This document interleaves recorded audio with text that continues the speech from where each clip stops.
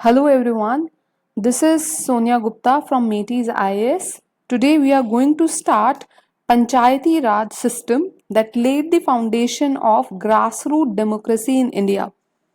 See, in preamble you must have read that we the people of India solemnly resolve to constitute India into a so there are several terms given, and one of the term is democratic. Democratic means that the power will be devolved, or the original power will be in the hands of the people. So in 1947, when we got independence and we made our constitution, so there was certain power sharing structure that was made. And why this power sharing structure was made was that India is a huge subcontinental type polity. There are diverse people living, there are diverse geographies, diverse culture, and there are certain topics, there are certain subjects which has national importance and has to be uniform across the nation, while there are certain subjects which are of regional importance and vary from region to region, and thus there has to be a lower level of governance structure which has the responsibility and authority to do governance in those subjects.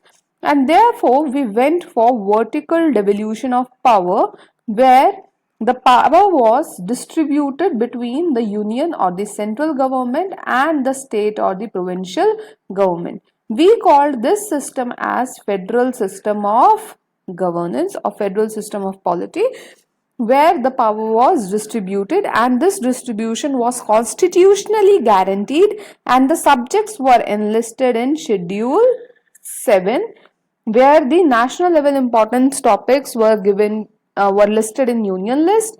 The topics which are of regional importance and may vary were given in the state list, and one which has a mix of both were given in or were listed in concurrent list. However, the complete constitutional guarantee was not given to panchayats. Okay, the local self-government was not there, but India since time immemorial has certain structures of panchayats at the grassroots level which serves the local governance structures or which serves the local grievances and helps to resolve those issues which are primarily in those local or regional areas, right? So when we see the historical evolution, so panchayats are not the new discovery or new invention post independence. Panchayats are there or were there since ancient times. They find the mention in Shanti Parv of Mahabharata, in Manusmriti, in Kautilya's Arthashastra. Modern panchayat system is mainly for the decentralized form of governance. However, the previous panchayats in the ancient time, they used to have the executive as well as the judicial powers. So currently we have a system which is mainly for governance. It is to bring governance closer to people. That means that we have to have certain institutions where people are there to represent their grievances, to call out their grievances and have their issues resolved. Because when you have a very high pyramidal structures, so when the issue is there at the local level, suppose there is a issue at the local level that your street in front of your house is not built properly, right? So if you want to get that constructed, if there is no local level government or institution, you have to give the issue to the upper levels, and they will then respond back, and it will take huge time. So it is time consuming. It leads to red tapeism. It also leads to corruption. So the main aim behind making the Panchayati Raj system was that there is efficient delivery of services, that the local issues are resolved at the local level, and the system is very quick, it is very responsive, and the issues are resolved with the local people participation. So people's participation, to make it more democratic, that the voice of the people is heard. So the main aim is to bring the governance closer to the people. That means the democratic structure is participatory, and the local services are handled at the local level with efficient delivery, timely service delivery, responses are heard, and to make the system responsive. So historically also we had, so in ancient period we had this local self-government structures or village self-governance structures, which was continued even in medieval period. However, the system was at the great halt during the British period, because British period or the British system of political institutions was more of centralized system. They primarily focus on centralization of power. So power has to be concentrated at certain higher levels. Why? Because it was a colonial system. Their main objective was not at all to divide the power or to share the power with the people. Their main objective was to make profits and to make money out of a colonial setup. So that was a centralized system which weakened the panchayats.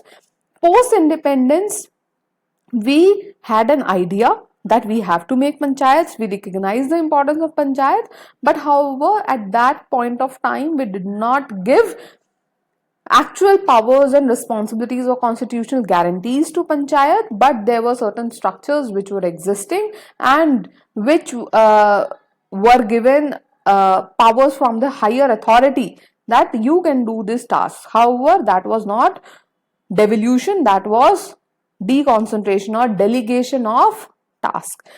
So during British system, what happened to the local governance structures? So 1857, after revolt of 1857 in Indian Councils Act of 1861, there were certain provisions that they will be involving Indians, British institutions will be involving Indians, so that a new struggle does not happen. And simultaneously there were certain resolutions which passed, for example Mayo's resolution, which expanded the local institution with elected representative in urban municipalities. These structures were given, but in written, not in spirit. So the total financial autonomy was not there. Okay, they had to be continuously dependent upon the upper political institutions. Ripon resolution was the Magna Carta. It is called the Magna Carta of local democracy, where it was given to the elected non-official, or the power was focusing on the elected non-official members. However, again, it was not in letter and spirit. Next, in 1907, Royal Commission on Decentralization was formed, which recognized the importance of village level, and from 1919 they started a certain extent giving the powers at the local level, especially the provincial governments were formed, and the subjects were distributed among the reserved subjects and the transferred subjects, and the local self-government was given to the transferred subjects. However, we have to always keep in mind that the complete British ambition was not to devolve power, rather it was to manage the colonial system so that they can extend and they can make profits out of this complete system.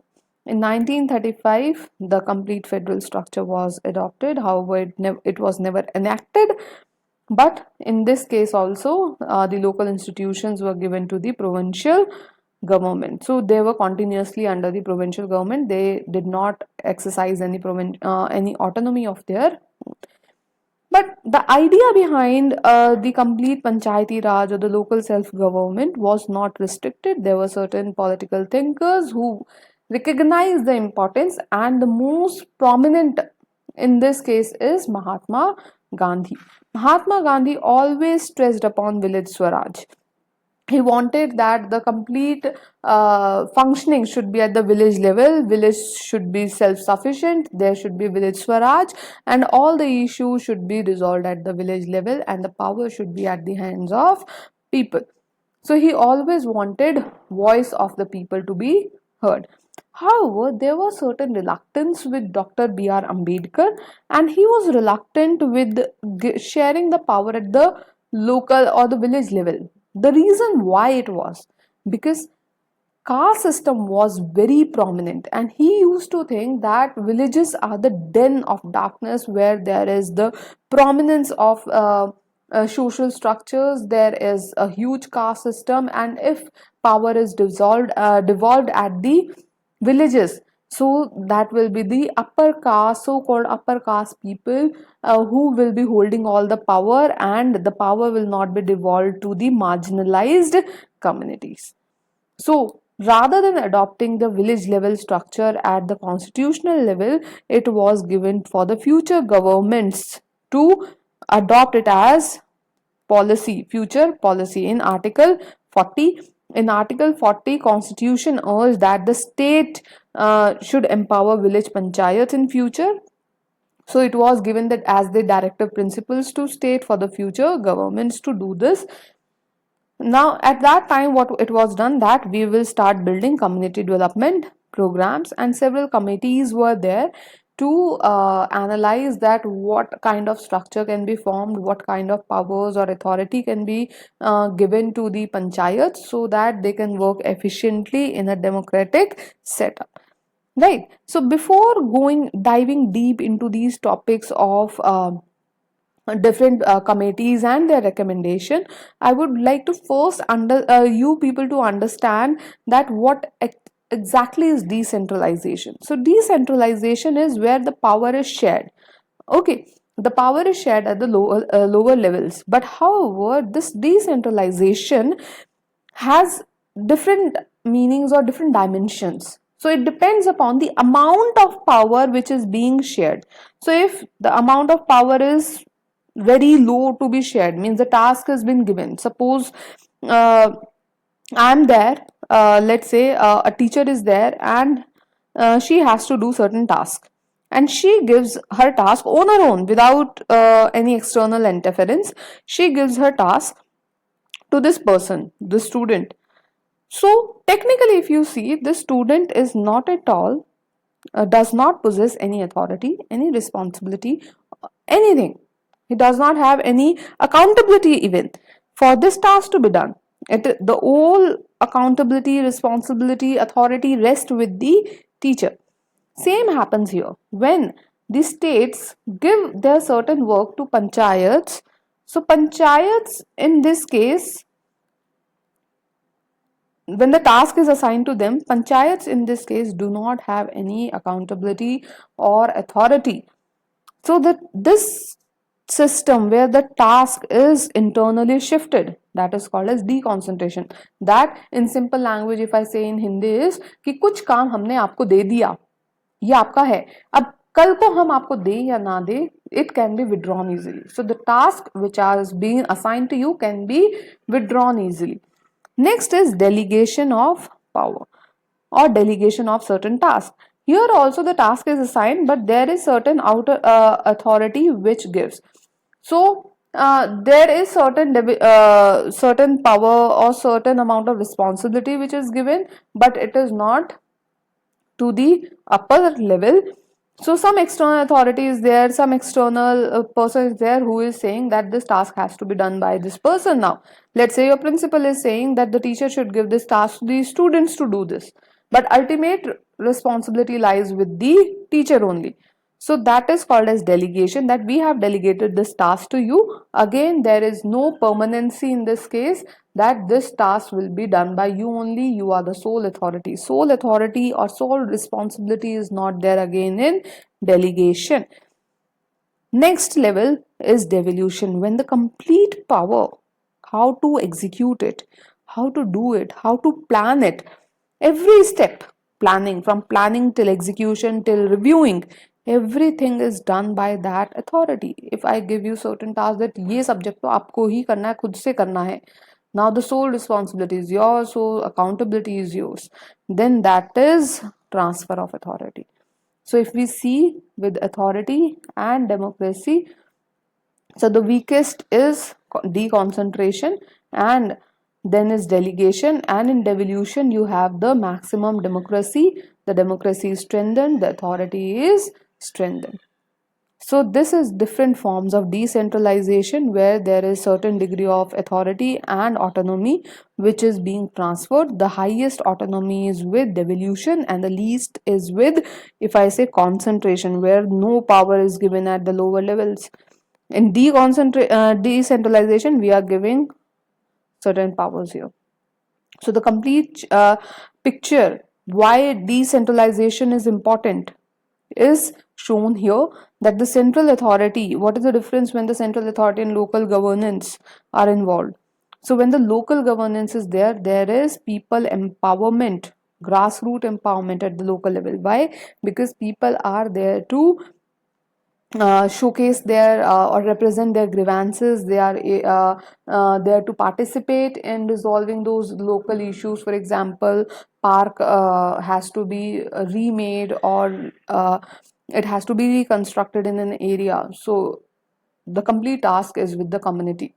Okay, so there is grassroots empowerment. People feel that we are the part of the system and our grievances are heard, and we can directly resolve our issues without going to higher authority. We are not dependent upon the higher authority for our local tasks to be finished. Next is, when this is done, when there is no indulgence of the higher authority, there is no time consumption, there is no corruption, so there is improved service delivery. People feel that power is in their hand, and when power is in their hand, they are able to do their work on their own.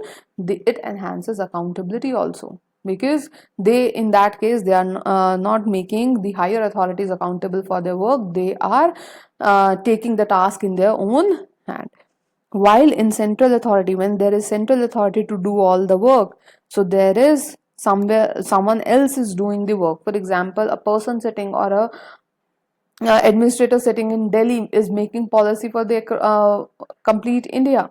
He might not be aware of the regional issues, the local issues which the people are facing. So decision making in that case is based on less or poor information.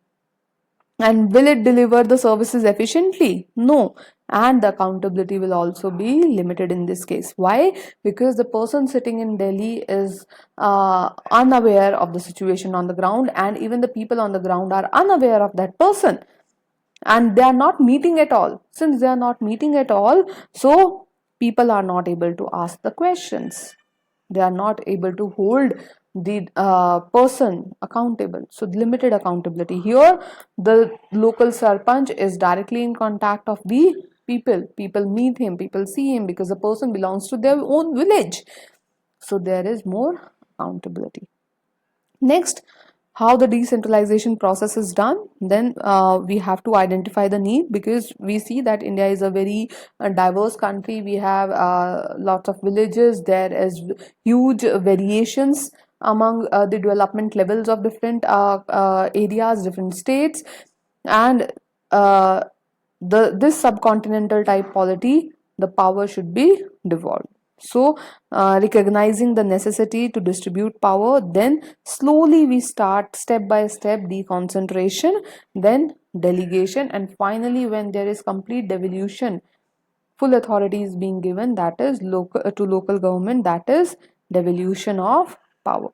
This table completely helps you find the differences between decentralization and devolution, where devolution is mainly the legal transfer of power, means it is constitutionally guaranteed that the power will not be withdrawn back. It is yours. You have to exercise this authority. You have the responsibility of this task to be done.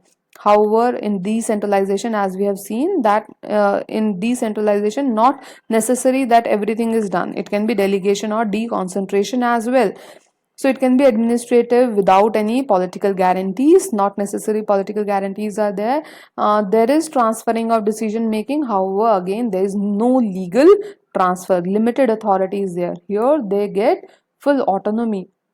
There is clear, well-defined distribution of power. In devolution, in decentralization, it can apply to administrative, fiscal, and political matters. However, in devolution, it primarily focuses on the governance function and financial autonomy. Example is local governance schemes, when certain schemes are being made at the higher level and the task is being executed by the lower levels, but the power and authority is not on their hands, so that is decentralization. But when certain task is fully given to that person, that is devolution.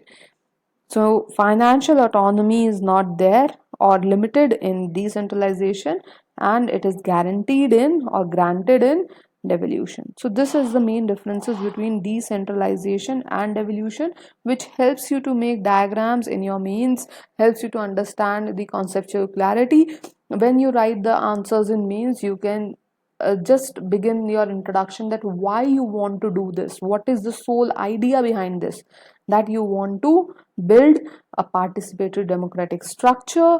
India is subcontinental type polity, and therefore regional issues are to be resolved at regional, local issues are to be resolved at local levels. That is called as principle of subsidiarity. Next topic in next video, what we'll be discussing is that how the Panchayati Raj system evolved. So in 1950s, when the federal structure was there, federal structure was formed at the two-tier level, that is union and state. How in 1993 the complete three level or three tier structure is formed. So it was not overnight task. There were lots of committees involved, lots of recommendations, and the complete evolution has gone through lots of ups and downs. So several committees, how their recommendations led to the ultimate 73rd Amendment Act. We will be doing this in the next video. Do join this so that we understand the complete process, that how the present three-tier structure came into existence, how the constitutional guarantees were given. Okay, thank you so much.